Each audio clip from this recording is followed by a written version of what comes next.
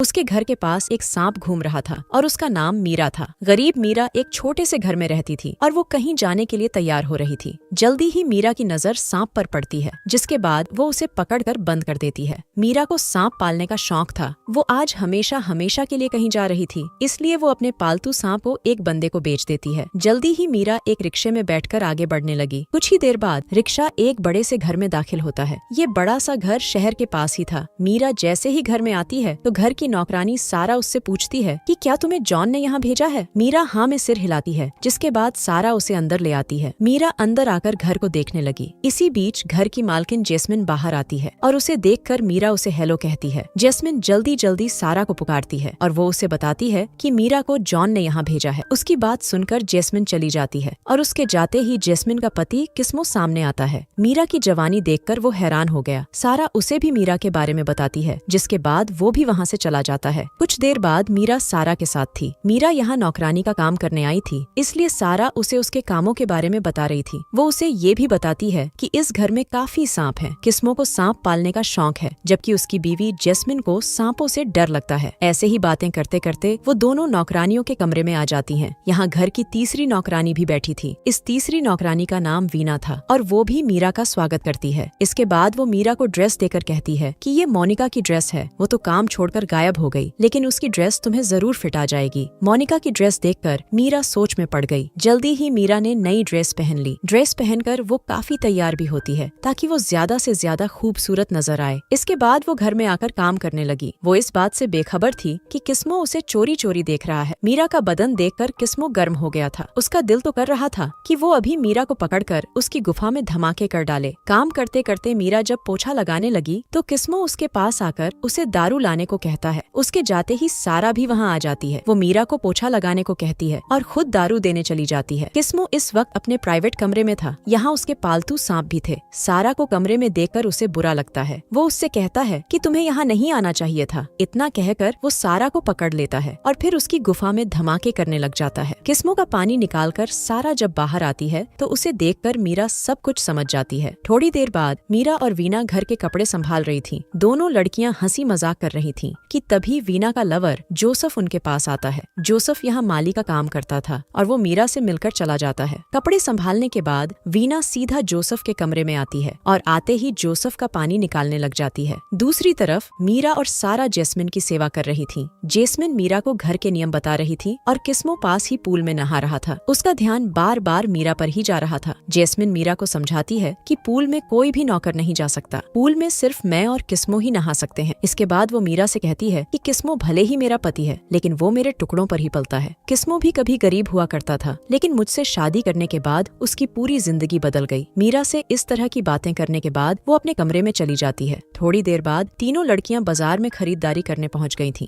खरीदी करते करते वो मीरा को बताती हैं कि अगर तुमने अच्छा काम किया तो जैस्मिन तुम्हारी सैलरी बढ़ा देगी। इसी के साथ वो मीरा को ये भी बताती हैं कि जैस्मिन और किस्मो का कोई भी दोस्त नहीं है। इनकी जो भी जरूरत होती है वो इनका वकील जॉन पूरा कर देता है। कुछ ही देर बाद रात हो गई। किस्मो पूल के पास बैठा दारू पी रहा था और इसी बीच मीरा उसे नई बोतल देने आती है। मीरा को देखकर किस्मो का दिमाग खराब हो गया। इससे पहले कि वो कुछ कर पाता तभी वहाँ सारा आ जाती है और मीरा को साथ लेकर चली जाती है। अगले दिन मीरा मौका देखकर जैस्मिन के कमरे में आती है और उसके सामान से छेड़छाड़ करने लगती है। जल्दी ही उसके हाथ एक लाल ब्रेसलेट लगता है, जिसे वो चुपचाप चुरा लेती है। इसके बाद वो बाहर आकर जब काम करने लगी तो किस्मो की नजर उस पर पड़ती है। किस्मो कहीं बाहर जा रहा था। उसके जाने के बाद सारा मीरा के पास आकर कहती है कि तुम्हें ये सब नहीं करना चाहिए। मुझे पता है कि तुम्हें किस्मो अच्छा लगता है, लेकिन तुम्हें उससे दूर ही रहना चाहिए। मीरा उसकी बातों पर ज्यादा ध्यान नहीं देती और पूरा दिन घर के काम कर बिता देती है। अगले दिन किस्मो और जैस्मिन की गाड़ी शहर पहुंच गई थी और इनके साथ मीरा भी थी। जैस्मिन को सैलून में काम था, इसलिए वो अकेली ही चली जाती है। उसके जाते ही किस्मो मीरा को आगे बुलाता है और उसके आते ही उसकी गुफा से छेड़छाड़ शुरू कर देता है। जल्दी ही मीरा इतनी गर्म हो गई कि किस्मो उसकी गुफा में धमाके करने लगता है। रात को वीना रो रही थी क्योंकि उसके छोटे भाई को पुलिस ने चोरी करते पकड़ लिया था। वीना अपने भाई की जमानत करवाना चाहती थी, मगर उसके पास जमानत के लिए पैसे नहीं थे। वो मीरा से पैसे उधार मांगती है, लेकिन उसके पास भी पैसे नहीं थे। वीना ने सारा से भी बात की थी और उसके पास भी पैसे नहीं थे। थक हार कर वो किस्मो के पास जाकर उससे पैसे उधार मांगती है। किस्मो उसे पैसे देने के लिए तैयार था, लेकिन वो उसके सामने एक शर्त रखता है कि मैं जोसेफ के सामने तुम्हारी गुफा लूटना चाहता हूँ। वीना को हर हाल में पैसे चाहिए थे, इसलिए वो उसकी बात मान जाती है। जल्दी ही वीना जोसेफ के पास आकर उसे किस्मों की शर्त के बारे में बता देती है। जोसेफ के पास भी पैसे नहीं थे, इसलिए वो भी किस्मों की शर्त के आगे हार मान लेता है। थोड़ी ही देर बाद किस्मो जोसेफ के कमरे में आकर वीना की गुफा में धमाके करने लगता है और जोसेफ चुपचाप बैठकर देखने लगता है। दूसरी तरफ सारा उदास होकर दारू पी रही थी और इसी बीच उसके पास मीरा आ जाती है। मीरा उससे उसकी उदासी का कारण पूछती है, जिसके बाद सारा कहती है कि मुझे मोनिका की याद आ गई थी। इतना कहकर वो मीरा को मोनिका के बारे में बताने लगती है। मोनिका भी सारा की तरह नौकरानी थी और वो सारा की बहुत अच्छी दोस्त थी। मोनिका भी किस्मों के जाल में फंस गई थी, जिसके बाद उसने उसकी गुफा में भी धमाके किए थे। एक दिन जैस्मिन दोनों को साथ में देख लेती है, जिसके बाद वो किस्मों को तो सिर्फ डांटती है, लेकिन मोनिका को एक कमरे में बंद कर देती है। इसके आगे उसने मोनिका के साथ क्या किया उस बारे में आज तक किसी को कुछ पता नहीं चला और न ही किसी ने मोनिका को देखा। मोनिका की कहानी सुनाकर सारा मीरा से कहती है कि मुझे पता है कि मोनिका तुम्हारी बड़ी बहन है। उसने मुझे तुम दोनों की तस्वीर दिखाई थी। मुझे ये भी पता है कि तुम उसे ही ढूंढने यहाँ आई हो। सारा की हर बात सच थी। मोनिका मीरा की बड़ी बहन ही थी और दोनों बहनों में बेहद प्यार था। मोनिका हमेशा लाल ब्रेसलेट पहनकर रखती थी और वही ब्रेसलेट मीरा को जैस्मिन के कमरे से मिला था। दोनों लड़कियों की बातें वीना ने भी सुन ली थी और उसे भी मीरा की सच्चाई पता चल गई थी। मीरा उससे भी मोनिका के बारे में पूछती है, लेकिन उसे भी मोनिका के बारे में कुछ नहीं पता था। अब कहानी कुछ दिनों बाद शुरू होती है। जोसेफ के पास इतना पैसा आ गया था कि वो वीना से शादी कर सकता था। जोसेफ को एक छोटी सी लॉटरी लगी थी। वो ये बात जब वीना को बताता है तो वो भी बेहद खुश हो जाती है। वो भी उसके साथ शादी करना चाहती थी ताकि किस्मों के घर से निकल सके।